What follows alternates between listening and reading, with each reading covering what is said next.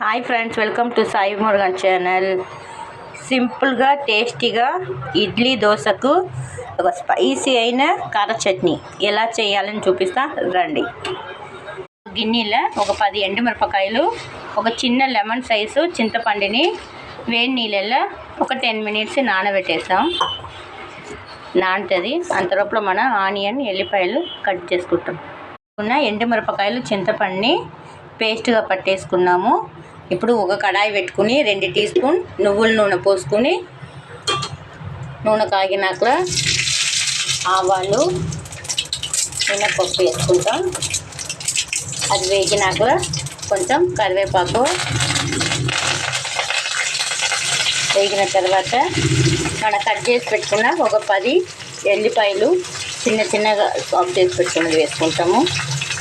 ఇది వేసి దూరగా వేయిస్తాం.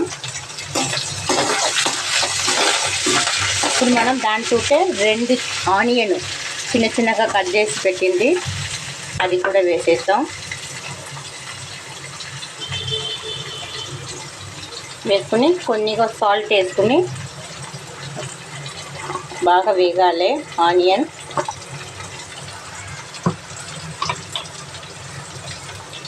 ఎల్లిపాయలు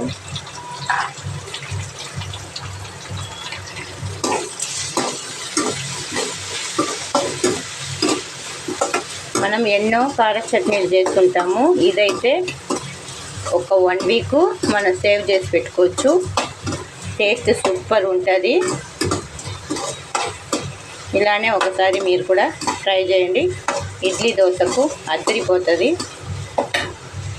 ఇప్పుడు ఆనియన్, ఎల్లిపాయలు వేగినాయి చూడండి. ఇప్పుడు దీంట్లో మనం మిక్సీ పెట్టినాం కదా, ఆ కారము వేసేస్తాం. కొంచెం దీంట్లో ఒక 1/2 గ్లాసు వాటర్ పోసి వేసేసుకుంటాం. చూడండి, చట్నీ అయితే మనకు రెడీ అయిపోయింది. ఈజీ అయిన కార చట్నీ.